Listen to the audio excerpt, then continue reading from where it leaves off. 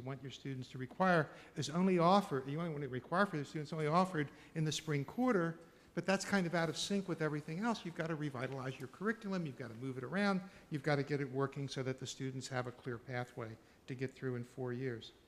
And someone said it earlier, using the summer in a strategic way. This is extremely important.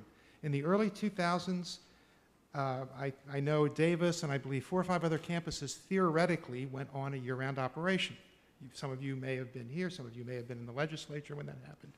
And that actually had kind of a blossoming of courses that, at least at Davis, they weren't your typical gateway courses. These aren't chemistry, physics, lower division. These are courses that at the upper division level may be laboratory courses that are offered in small sections, and they become courses that are run, if you will, like a boot camp. And so if you take them during the academic year, they're really difficult. It makes your other courses harder. The students love to take these in the summer.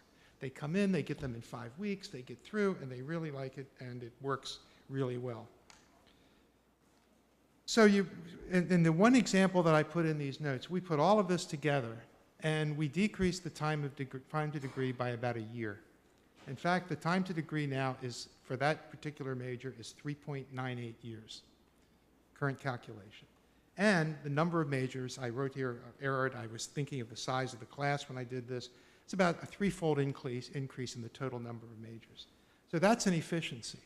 Okay, the parents save a lot of money, and we get the throughput, we save money. The facilities are being used better.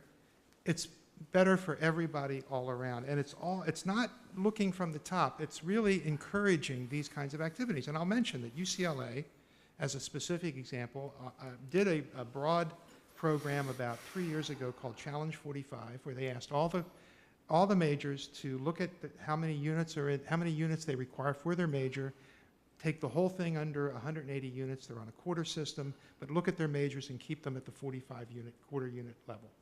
And so that helps, that's an effort to streamline the major and to get to some of the issues that I discussed. So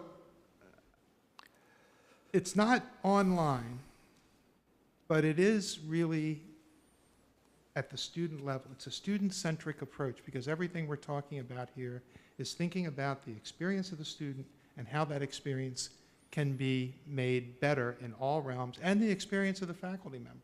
Because the faculty member is getting students who are well prepared to get into the courses, all the prerequisites are lined up.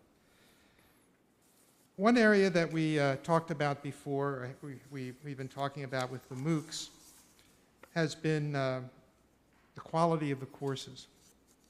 And this is something that Keith Williams has really led in a very, very direct way, working closely with the Senate. And we don't just evaluate the quality of the courses, we evaluate the evaluation of the quality of the courses at this level. And that may sound like overkill, but on the one hand, what Keith is doing is he's looking at all the numerics that come out of the evaluations. You know, how much do students like this aspect, that aspect, another aspect.